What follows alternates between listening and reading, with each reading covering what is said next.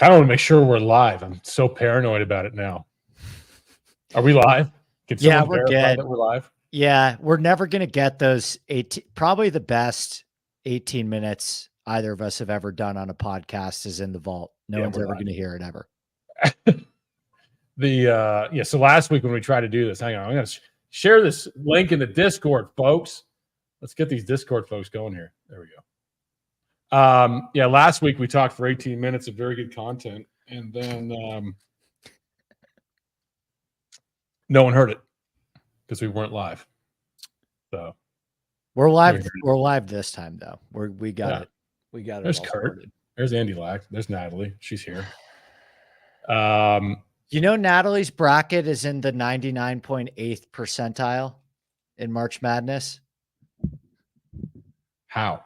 I mean, I just say how. That seems kind of sexist. I don't know. She her method. She barely shared 100th percentile. Now she hit Clemson over Baylor. My bracket's in the 15th percentile. Your bracket's busted. Yeah, I've been struggling. Are you a big March Madness guy? I know we've got a great CBB team. Steve Boynton's amazing with college. We got the best college basketball team around, Steve Boynton. Yeah, I should have followed Steve's advice instead of just randomly filling mine out on a plane, and maybe I'd be doing a little bit better against. And Kurt Jones there too right now. Captain Curtis. When Kurt's in public, he introduces himself as Curtis to certain people. That's the game. So we're in Houston this week, but let's talk about the Valspar and Peter Malnati. Wait, can we discuss this Wednesday show that we did where at one point this is a premium show. Thank God this was a premium show, because at one point Kobe was shirtless, chugging Stag bourbon with Willie Wilcox on the other line, pounding Heinekens as well. I mean, that was a show that actually happened. Yeah. So Kobe had a vest on, just covering his man parts barely, and drinking JD and Coke, the canned mixer. Yeah, that's what I saw. The canned JD and Coke that we found in our hotel room in the mini bar. And then Willie was pounding too. I think he was opening Heinekens with his teeth. And off we went. And it was actually good at Willie came in with some pretty good stuff on Sungjae, because if you read between the lines, you could tell that the rain and the softer greens, Willie was not as optimistic about Sungjae's chances as I think I maybe was prior to the show. And so, it was fun and hilarious content, and we like to joke around, but it actually ended up being valuable info that saved me from having a lot more exposure to Sungjae, who shot 80 on Friday, than I think I would have prior to the show. Yeah, I think in many weeks we can, or at least I can, decipher what went wrong or what happened or takeaways for next year. I can't even piece together Valspar, which has always been, the nicest dick punch at the end of the Florida swing. And then you get 9 under par, 10 under par, you got 12 under par with Malnati. Young close to winning. Moore, who we liked, and who was good in the outright markets even late. But then Malnati winning, right? I think out of 153 golfers, 152, if you would have said, here's your possible winners in order, Malnati would have been 149 and lower. Right. So what is your takeaway from last week? Is it just, not taking nothing away from Malnati, of course. He's been on tour a long time. Sure. But you had some pretty good golfers in the field. Sure. You sunburnt right now? Yeah. Whoa, look at this. Look at your neck. Yeah. Look at the offsetting colors. I played 36 holes a day in Florida for 4 days. Flex. So yeah, I'm a little sunburned, which leads me into, I didn't watch 1 minute of the Valspar until I was in the Tampa airport with Kobe on Sunday afternoon with all of the Valspar golfers that finished up their Sunday morning round. Akshay, by the way, barely made his Houston flight. And Sam Stevens clubs did not make it to Houston. I don't know if Sam Stevens clubs are in Houston yet, but they did not make it on the Houston flight. So it was cool. We got to watch the final bit of the Valspar in the Houston, in the Tampa airport, as all the morning golfers were heading over to Houston on that same flight as Kobe. I think my takeaway from the Malnati win. That's frightening. Was Zach Blair on that flight? I think Zach Blair missed the cut and was out of there on Friday afternoon. I think my takeaway from Valspar was, it's another great example of whatever you think is a sure thing in golf and you think is going to happen. This is a philosophy that I've done very well deploying, and Kobe has done even better than me deploying, but it's golf. Whatever you think is going to happen isn't as much of a sure thing as you may think. And Peter Malnati was, like you said, somebody that I wouldn't have expected in a million years to win on the PGA Tour in 2024, given his skill set, and given how behind the 8 ball that he is from a ball striking standpoint, particularly on a course like Valspar that you would think would emphasize ball striking to a certain degree. And what do you know? Of course, Peter Malnati leads the field in strokes gained off the tee, which again was just not something I remotely had on my bingo card. It might've been round 4. I don't think he was still very good off the tee for the overall tournament. Yeah. And he putted the lights out. But Sam Burns missed the cut. Spieth, Minwoo, a bunch of, most people. Harmon looked bad. Great. Yeah. Harmon missed the cut. Xander came in late, and Xander actually kind of saved the week for me. 25% Doug Gim, no birdies over the weekend, I want to say. So, it was a tough week for everyone involved. I had a lot of lineups that I thought were toast and ended up doing better than I would have thought, just because so much chalk missed the cut. I mean, Kobe won $100,000 with a 5 of 6, right? So, that's the interesting thing. It's like, we never believe that a 5 of 6 can win like the $20 $200K. Someone won in a 5 of 6. Yeah. So it's possible. It's extremely possible, but he also had Malnati. Yeah. Our guy, Gary, in the RPS. In the heavy irons, Kobe Gary finished 2-3. Gary and Kobe had a 5 of 6. I don't remember Gary's lineup. I want to say he may have had a 6 of 6, but yeah, Kobe won $100K in that contest with a 5 of 6. I don't know what Gary's lineup looked like, but Gary finished 6 of 6. He finished second in that Kobe contest and won well over $100K, whatever. Gary, the best professional fisherman in the Miami area, I learned. Really? Yeah, he's a professional fisherman. He wants to take me deep sea fishing. So we'll try. Sweet. Yeah. Gary's awesome. Shout out Kyle. Kyle in the chat. My good buddy Huey Mack is back. I want to hear, he put the over under, maybe this can transition us to Houston. He put the over under for Scotty at 42.7 in large contests. How does that sound to you? Well, here's the thing on this week, and let's talk about the course right after I mention this, is that for one of the rarest times, we see a 13K Scotty Scheffler, right? So DK's DK, I believe, because he put it right in the screws, thought, okay, people are going to freak out. They got a $13,000 golfer. There's no way they can play.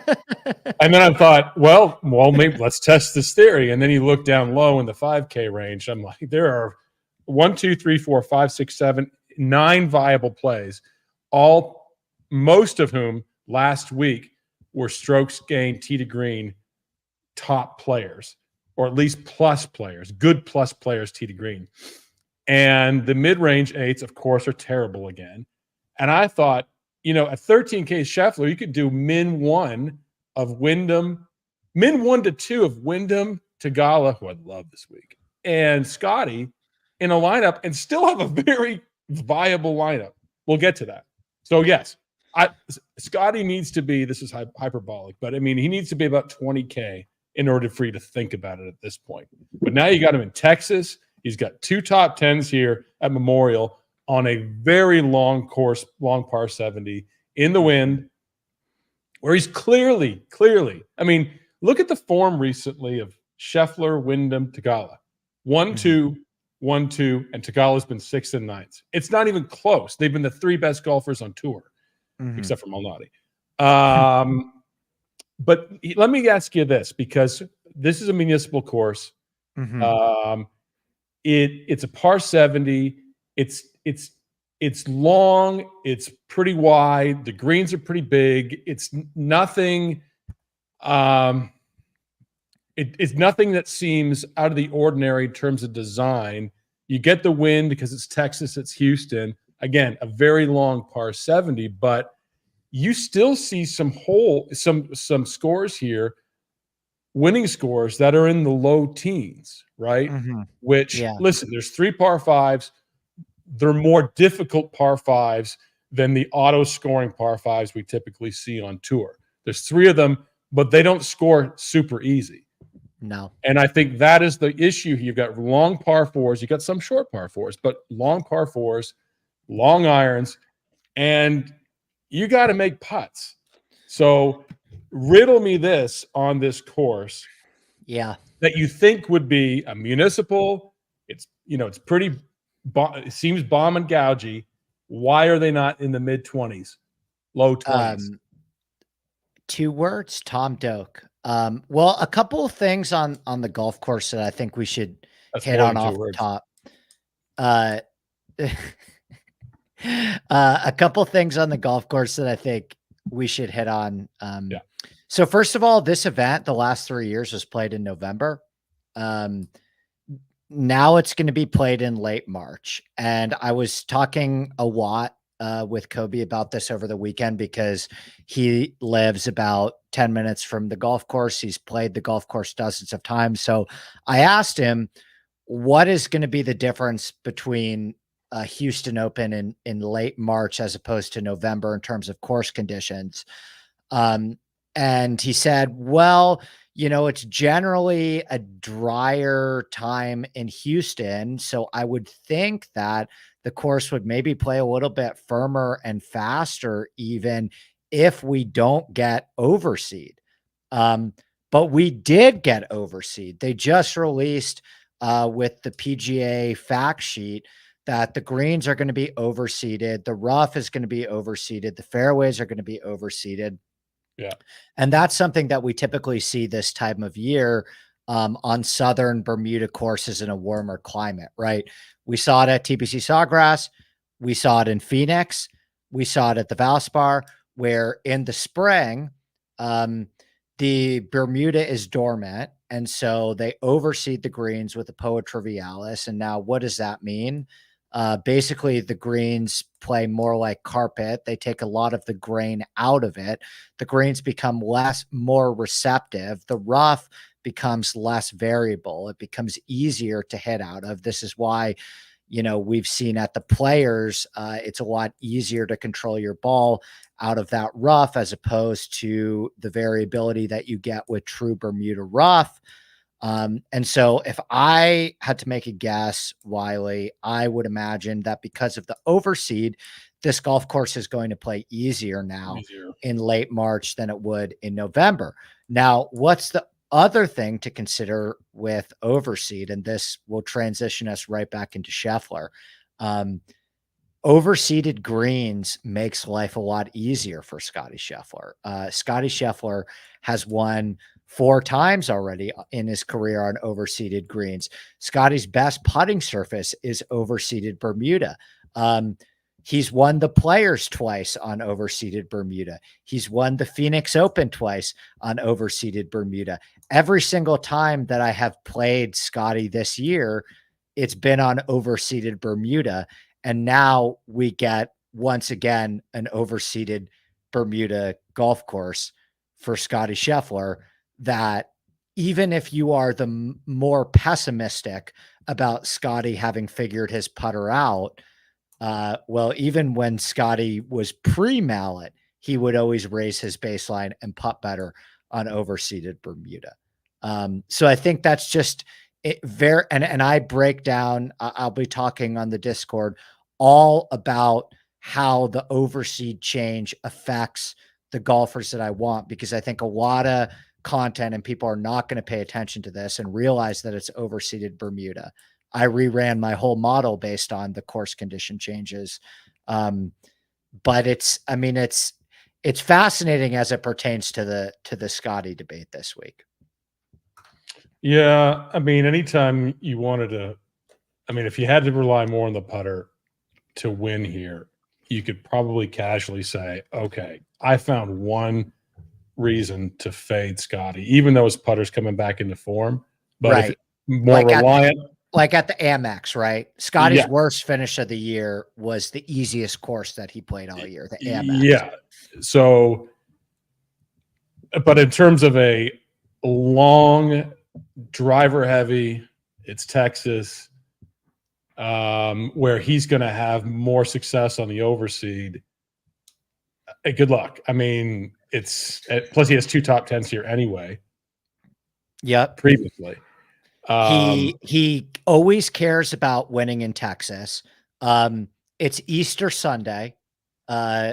So we know you could view that in a positive light or well, he's touched light. by Christ. I mean, Saul mentioned that Scotty will probably be teeing off at 2:30 p.m. on Sunday, so he will easily have time to hit Sunday morning Easter Mass, go on, a little Easter egg hunt at the Houston. He flies Houston on the wings Center. of God. I mean, he is touched by God.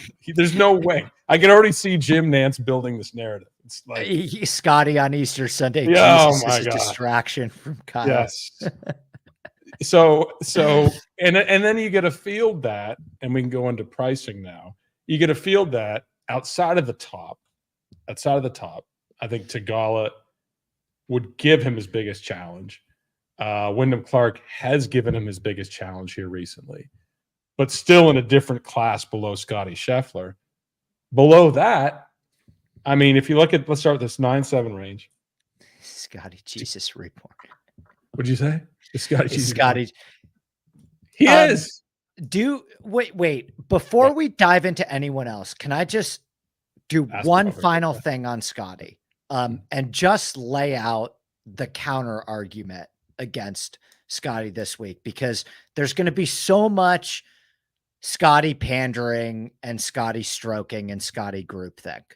And so I just want to say that, and I tweeted this earlier this morning, but this concept that Scotty is going to win every single week. Okay.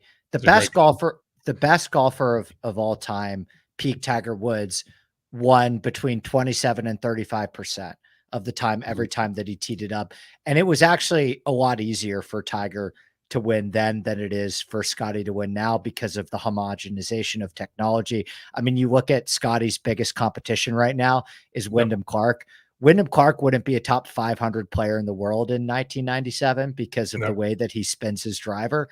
So like the ability for Tiger to separate himself during his peak in the early 2000s was so much easier than how it is for Scotty to attempt to separate himself over like very good golfers because of technology. And Tiger Woods still won like 30% of the time. So, I guess I would say, like, if you're telling me this is not a statement on whether I'm going to play Scotty or not, I always play Scotty on overseeded Bermuda. Um, but if Scotty's plus 250 to win and the field is minus 200, are you taking Scotty plus 250 or the field minus 200? What do you think's a better Well, bet? I think that the fields were better back in the day, compared to what. I don't think so. You don't think so? No. Compared to this? I think even with the Liv departure, I mean, I could do a data golf deep dive on this, but I think even with the Liv departure, it's harder for Scotty to win now than it was for Tiger to win back then, which is just a testament to how awesome Scotty is. He's not Tiger, but by the way, yes, I said I don't know if people read these sort of subtitles beside your name, but yes, ask me about my birthday, which is today, you freaks. 37? 47, 1977. It's disgusting. So Big T had celebrated a birthday over the weekend. Yep, So you he's guys 40. are both He's 40. I went up to Covington for the birthday bash. Yeah, and 1/4 of his family was there, and that's 73 people. It was nuts. Yeah. So he turned 40. You turned 37. You turned 37. I'm turning 20. I'm turning 26 in November. Cam the man, we share a birthday. There we go. You, me, and Elton John.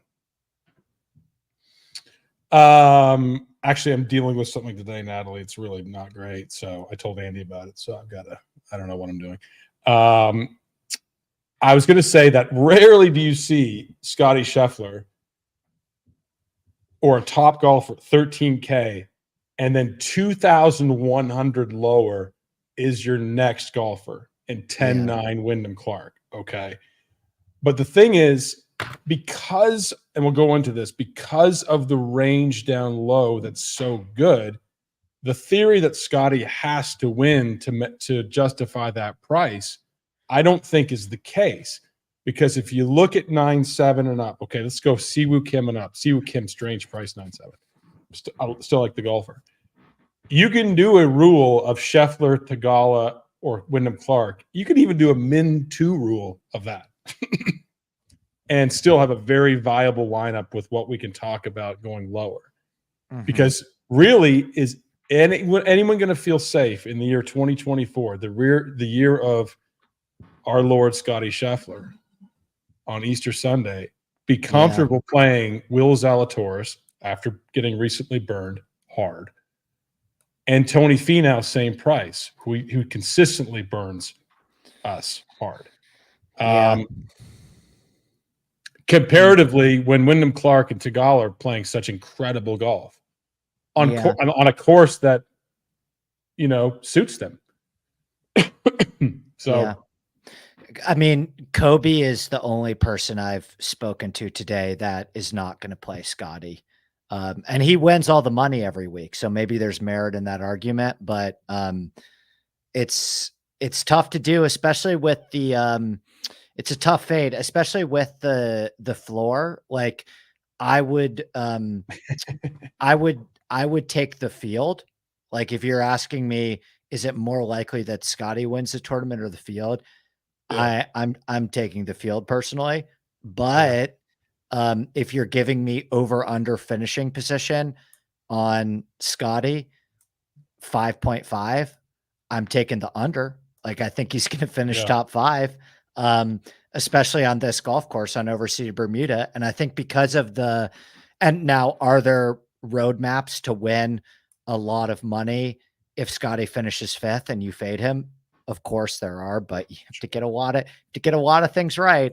And so, especially unless it's a Keith Mitchell, Siwoo Kim, Tom Hoagie, top 3 sort of bash, right? Right. And especially with the pricing being the way it is, where I think there are legitimately viable options in the 5s and the low 6s.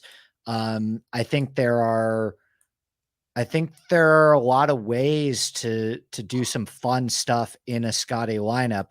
Would you play Scott? And me and Tony talked about this at the Players. Let's call him Scott Scheffler. Let's just start doing that. Yeah, Like just I'm down with Scott Scheffler. Me and Tony talked about this at the Players of like all of our best lineups at the Players were Scotty at 12-8 and then who? Scott okay. Scheffler at 12-8 and then you fade the 9s and the 10s and drop down into like a lineup of heavy 8K guys, which worked at the Players with the Scotty, Siwoo, Corey Connor stack. So my question for you would be, if you're playing Scotty, what's your favorite construction? Do you feel comfortable playing Scotty and Wyndham in the same lineup? Yeah. Is your favorite Scotty type of lineup fading a lot of 9s and 10s and dropping down into the 8s? Or like, what's your favorite Scotty construction on a Monday morning? Hand build. I just was curious of whether or not I could do Scheffler Thagala. Yeah. And have a viable lineup. You can. Absolutely you can. Absolutely you can. And not be like, this is really pushing it, Wiley. In fact, I had too much money left over and I thought, okay, this is strange and unique. But now necessarily I think you would need to do probably a min one rule of Scheffler, Clark at the Gala, because one of those three is likely going to be in the optimal or winner. In my opinion, because their form is so good. I think the Gala is on the cusp of winning, extremely close, had success here. And then you go down to 8-7 plus range, right? Which I like Noren. I like Noren. I read your article, by the way, available on runpuresports.com behind the paywall. I like Noren. I was like, okay, Noren's going to be 7-7. If Joel Dahmen's 7-1, Noren's 7-7, and somehow on earth he gets to 9-4, and I'm like, well, I don't like Noren anymore. Now, should I play that way? I don't play that way, but I don't like Noren enough because I think it blocks out of the other things I like. I don't like Day. I do like Siwoo Kim, but I don't know if I like him at 9-7. I don't never like Tony Finau anymore. I'm stopped chasing that dust ball. Keith Mitchell played fantastic last week until Sunday. And then you've got the Bo Hostler, Jaeger, Hoagie thing. Hoagie, what's he done wrong for you? Not much. Second best iron player in the world right now to Scott.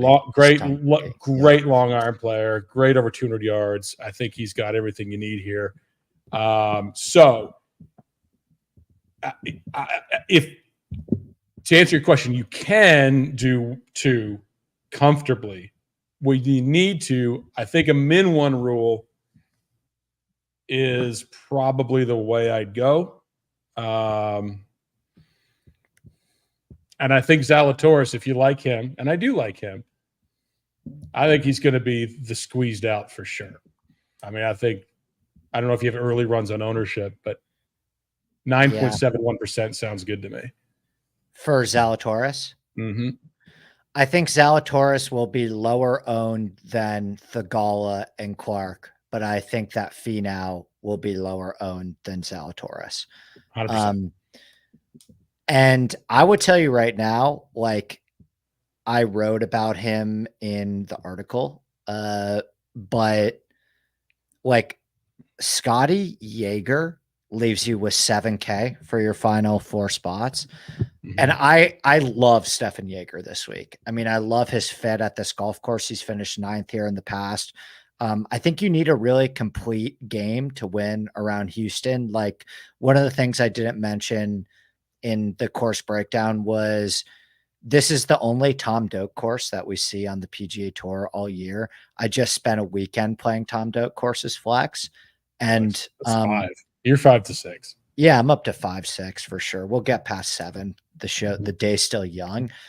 And I think what Tom Doak does really well that you don't really see on the PGA Tour very often is interesting green complexes and really challenging, fascinating, heavily contoured green complexes with closely mown areas. So around the greens at Houston, there's barely any bunkers, Like Tom Doak took out all the bunkers because he said, I understand that bunkers don't challenge tour pros. What really challenges tour pros is chipping off of tight lies to uphill, heavily undulated greens. And like Jaeger's such a good chipper off of short grass. He has such a good short game. He's such a good lag putter. These are all things that Scotty's great at too. But I just think the creativity that you're going to need around the greens, which is why another feather in Sahith's cap, another feather in Noren's cap. This is why Jason Day's been good here. Siwoo Kim's great around the greens. But I just think that creativity and touch around the greens is such a staple of Tom Doak courses. And I think it's going to be really, really, really important this week. Steven Bowditch won twice in Texas. Granted, he lives there. And I remember someone telling me he's playing with Steven or Bowdo, and said he's the best tight lie chipper he's ever seen. Yeah, so, that's going to be huge this week. It's even certainly, on the overspeed, yeah, because it's a tough skill, obviously, especially for a non-professional amateur. So that's good to know. Now, in that range, then 8-7 plus. Jaeger, do you go back to him? Yeah. Okay. Siwoo Kim, great around the greens. Mm-hmm. You're not paying attention to me. I'm talking in the chat. Yes. The entire chat is March Madness talk, which is great. That sounded like something my wife would say to me when I just tune out. You're unavailable right now. Do you feel that, Natalie, sometimes with Andrew, that he's unavailable? She's gonna say yeah. Mm-hmm. Yeah. she's gonna say yeah. Okay, go ahead. Continue. I'm listening to you, but the chat is really stimulating sometimes. And he's always unavailable. Yeah. I get I'm peeling back the onion here. Let me just put my marriage counselor's hat on. All right, I'll keep going because I cracked open something. I think I need to seal it back up. No, I mean I could see myself playing Jaeger. I always love Hoagie. I think in this sort of lower to mid range 8s, this is the really strange pricing for me. A lot of it's been strange already, but 7, I'll go 7 plus. Patrick Rogers 8-5. Why? Billy Horschel, decent week last week. Not extraordinary, but he's a Florida guy. He's good in the wind. His swing looked great, but I can't play 8-3 Billy Horschel considering what else value there is. Doug Gim, did he perform at that ownership rate for everyone last week? What was he, +1? No, final? He finished DFL of those who made the weekend. Like he made no birdies on Sunday. Right. But good opportunity, like good bounce back spot. He's not going to be 25% owned this week. I'll say that. No, you got Jake Knapp. People still holding on to that dream. Jake Knapp, love the guy, but not 8K Jake Knapp for me. He's not certainly. Olesen now. Olesen continues to show something. You skipped right up over the best play in the 8s. Kurt Kitayama. Thank you. Yeah. I knew this is the range, like Kitayama, Olesen, and I'll save the other guy for 6-7 plus. But then Mac Hughes, right? Who we liked last week. We loved Hughes last week. Do we continue riding him? I don't know. Yeah. I don't know. I don't know about us. Could be a 6.7 Hughes. Got us. We squeezed everything we could out of him, and playing him again at 8K might be getting a little overly ambitious. I think he's a pretty scrappy guy and a phenomenal putter. Mm-hmm. My mental notes have always said, don't play Mac Hughes on a really long course. And where did we see him recently on a long course that he finished DFL? Was it Arnold Palmer Invitational? Might have been. He gained 10 strokes putting last week. Is that an official stat, Kyle? Kyle Hughes is okay. It's official. Love Olesen, but he's been bad lately. Olesen wasn't bad last week. I mean, let's pull up the stats. Or was he bad last week? Ryan Moore was good last week. Yeah. Yeah, we had Ryan Moore was an RPS bet at 300-1. He gave a real look gave in a that tournament for a moment there. He was +4. Yeah, you're right. I thought Olsen did better. No doubt. Yeah, so talk Kitayama because I know you guys love him. Rishi, is everything okay with if he was at the vet? Sorry. The problem is you're trying to talk, but the chat is so stimulating to me as well that I get caught up because it's all my best. I'm not stimulating. It's all my best friends in the chat hanging out, which is what happened to our Monday morning shows, which is still like a major in terms of keeping the train on the rails compared to our Wednesday night premium shows. This is like NPR. Like this is like very well scheduled out and formula. So who else down here?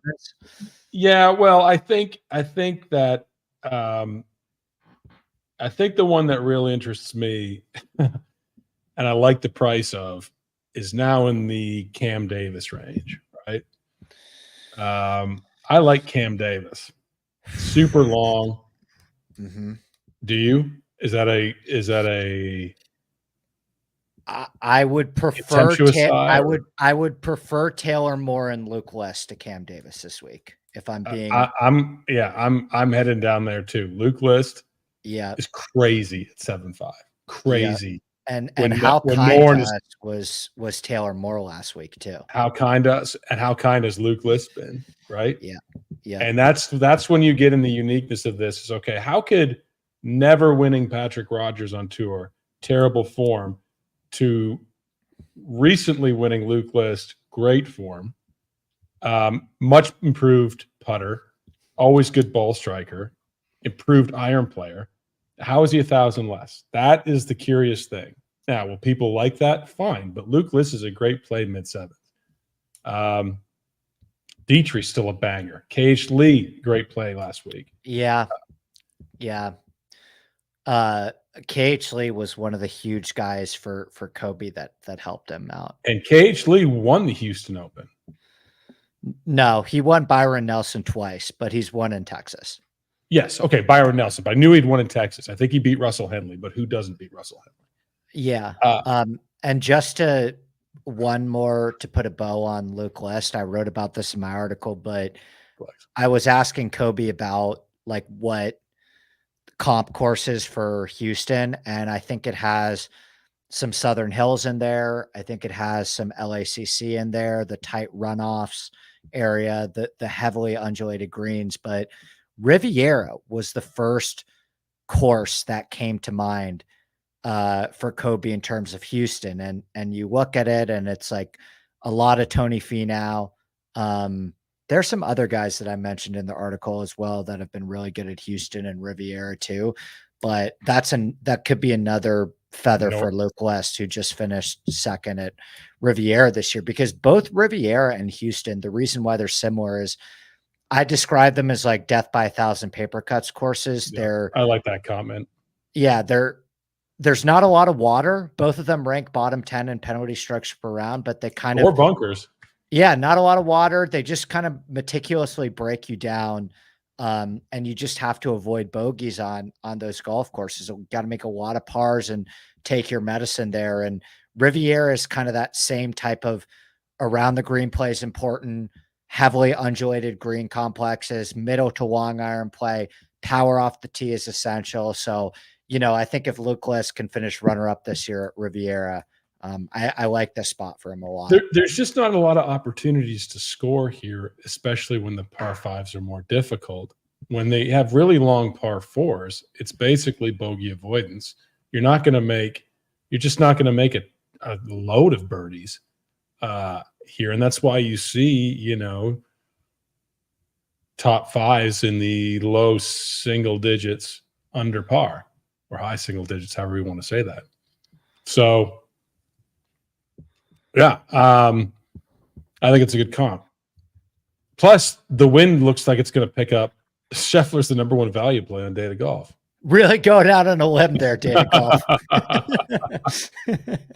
Our cut team smoked everyone, by the way. We did after we added Jerry Jones. Jerry Jones, he's a new ad. Him scribbling on a page is such a perfect example of a cut line team strategy. What happened to Fast Lou? Is he still taking names on the pickleball? No, court? I'm going to weave in a narrative: Fast Lou versus Jerry Jones, and then Fast Lou taking over the Cowboys at AT&T Stadium. I think I can script together a narrative. For those who don't follow me on Twitter, we have a fake cut line team week to week, but I'm making all these fucking calls. I set the cut. Percentages are always 100%, and it's always in the morning. There's no waffling at this company. You take stands. Records are 1,139, 0 and 2. Don't ask about the 2. Yeah, so I love that. Lee, Dietrich, a smasher. List, bad price. Ben Griffin, decent week last week. Am I right? Yeah, I like Griffin. Yep. And then you still have the riders. Novak gained strokes last week. A little bit of a flop lag. Mm-hmm. Joel Damon's success here. Yeah, I worry he's going to be the highest owned in the 7s, but his ball striking right now is pretty unbelievable. Pretty good. And 7-1. I'm thinking, okay, so this is the range that I think in a Scotty belt, certainly, or even a top 2 guys up top, you're going to need one of these guys in your lineup. And there's a lot to choose from. Daniel Berger will not be owned. Taylor Montgomery still makes birdies. And then Malnati 6-7. That's kind of a free square. That's kind of a free square fade. They did him dirty. What are you laughing at, you Malnati? ghost? I was laughing at the Malnati. The entire chat is college basketball, so we'll get back to golf in a second. But like Natalie has a 100% bracket, as I've said, and all she can talk about is the fact that she's beating Stephen A. Smith.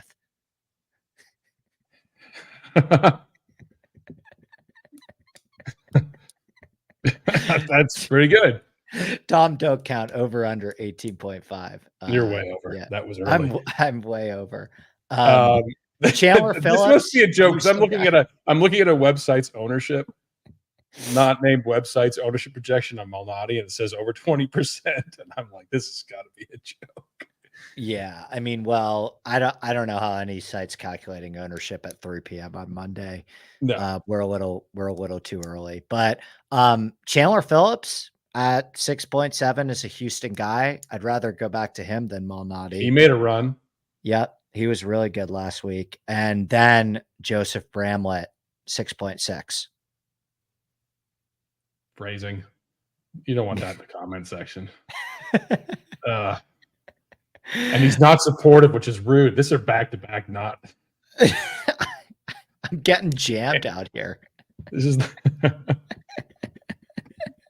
Should we just schedule a talk? They're not even safe in my own shows. I'm just getting jammed out here left and right. Joseph Bramlett, 6.6 is an elite play. I just want to. Yes. Well, yeah. And then you look at your sort of scrappy range of 6, 7, and under. And this has. Bramlett wasn't even on my list, but he will be.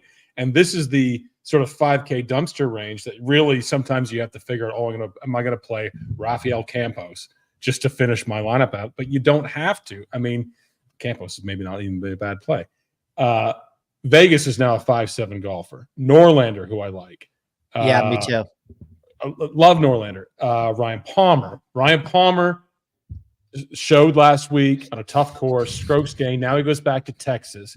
You always play Texas, Ryan Palmer, in Texas, first of all, in the wind on long courses, right? Gracerman, Champ. You got Yuan coming at it last week again. What are you laughing? We were so early on Yuan. Like we were so early on Yuan. 335 and Yuan. The thing is, but Yuan, we were very early on him during the Hawaii swing, and then we quickly wanted to erase that we were on him for a few tournaments because he was bad. And then he shows last week on a tough Valspar course, and now he's still cheap, and he goes to Texas. With that swing, I think he can still survive it here. But Novak, Ryan Moore, top 3 tee to green last week, right? Yeah. We loved Moore last week. All of these guys, majority of these guys I just mentioned, the Palmers, Vegas, Norlander, Gracerman, Champ, Moore, Yuan, Novak, Bramlett, all gainers of strokes last week. So 335 and Yuan. Yeah, I mean, but you don't have to play just one and have a 1 or 2 and dominate your lineup. You've got this pool of players in this range that are completely mispriced that give you options if you decide to lock Scotty. That's the point. Mondo Angelucci, is in here. My best friend in Lexington is in here every week riding for Aaron Baddeley. And I gotta share this with Clay, his cousin. I just went to dinner with him. And I don't know what the connection that Mondo has to Aaron Baddeley, but I gotta give credit where it's due. Baddeley, 1.6% ownership, T17 last week. I think that there is, put some respect on Aaron Baddeley's name. I like Aussies. Where did Aaron Baddeley touch you? And I think Aaron Baddeley could play well again this week because his short game is so elite that I think that he can navigate these green complexes. In fact, it's strange because, this from my memory, when Bowditch was winning in Texas, I think that he had to hold off Aaron Baddeley. I think that was And guess where else Baddeley's been really good? Riviera.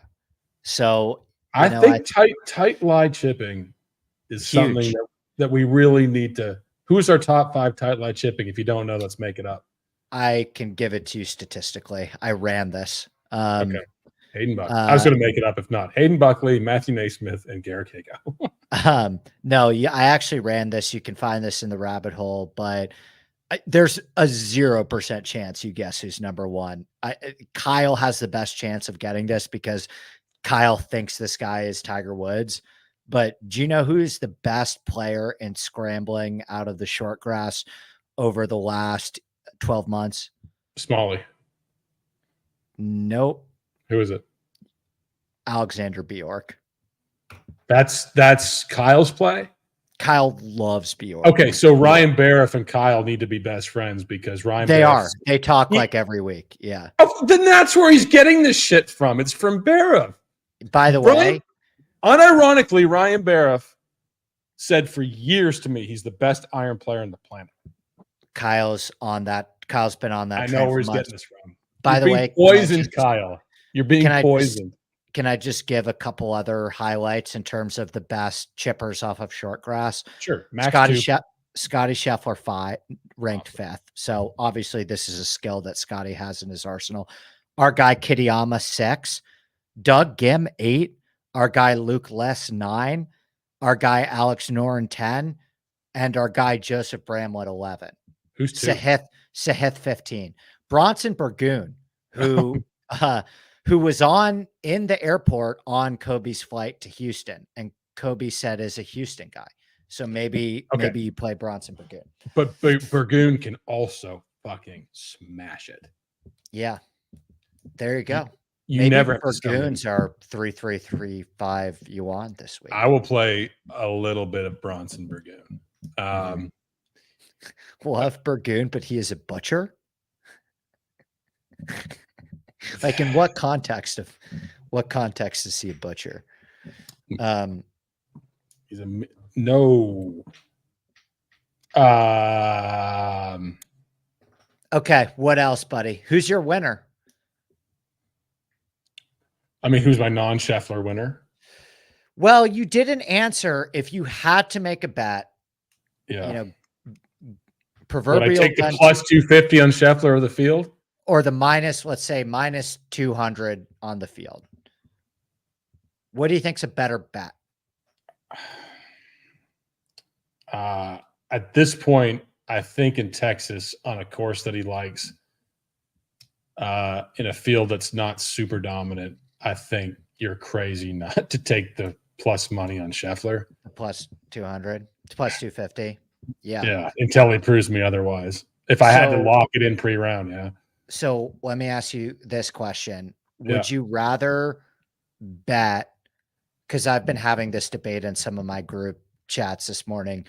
What do you think if you're really convinced that Scotty is going to win?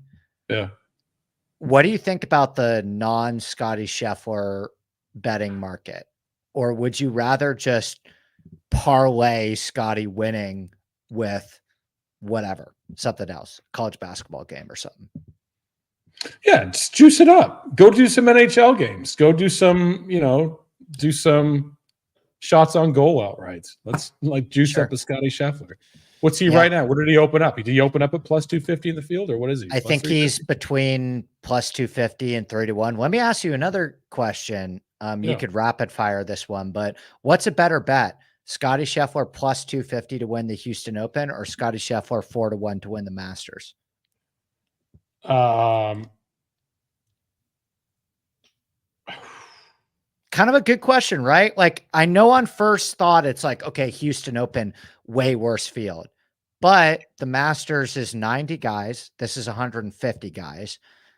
You're going to have an easier more putting variance because of the overseeded greens. He has a jacket.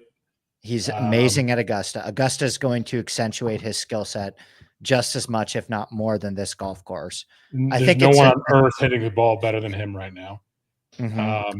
But you have Rahm and Rory and Brooks and Cam Smith and, Hovland, a way better field. Cantlay, Xander. So who's your winner? Well, I didn't give my winner. You didn't also give what you think is a better bet. Scheffler 250 this week or 4-1 at the Masters.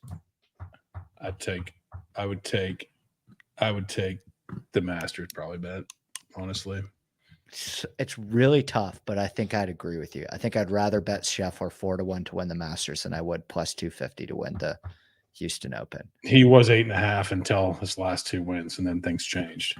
Yeah, Natalie got a lot of CLV. I bet Scheffler for her 7-1. Natalie likes closing line value. Yeah, so I got Scheffler in for her at 7-1. Here's one person just said this. Hang on, was it Mondo? No, it was Myron Kidd. Myron Kidd said, "Let's talk some Indian Open betting." Okay, when you said Indian Open, I got to see if he's in the field, but I'll harken back to this from 2017. SSP Chavarria used to win the Indian Open at an insane clip. I mean, he was an automatic play. I don't know if he's in the field this year. I don't even know if he plays golf anymore. But that's a good option, is to parlay Indian Open top 5s or 5 winners with Scotty Scheffler, because anything, Shabanka Sharma's in that field. Youse Loughton's in that field. Gavin Green's in that field. I mean, you could probably get 35-1s. Yeah, that's a great idea. Good play, Myron. Myron is the commenter of the day. Loves Sneaky DP World Tour. In these events in India, I mean, anyone can win that stuff. Get 100-1 going over there. Multiply it with Scheffler. Then you got an all-day sweat. So my question is, your question was who wins. I really believe, in my mind, of course, non-Scheffler, I really believe it's Tagala week. I really, really do. Yep. Gavin Green's in form, top 10 here last year. So go ahead. I'm gonna say Jaeger wins this golf tournament. I don't mind that. Yeah, non-Scotty division, I suppose. You should have said Bronson Burgoon. That would have been guts. That would have been guts. I mean, Jaeger has had so much success. You look at Jaeger's best finishes this year. Torrey Pines, thick rough, long irons, emphasis on around the green play. Vedanta Vallarta, driver heavy, emphasis on around the green play. I think the overseeded rough is going to make driving distance more important than driving accuracy, as opposed to what I originally thought. And Jaeger has like been one of the biggest distance gainers this year. So I think Jaeger at 8.9. I bet him at 50-1 first thing on Monday morning. So that'd be my guy this week. Tom Doak. Hey, go patch things up with Natalie. She just like exited from here. You don't support her. You don't listen to her. She's threatened by you. I did. She's better than me at March Madness. Okay. Yeah. Let's get out of here. Adios. God bless.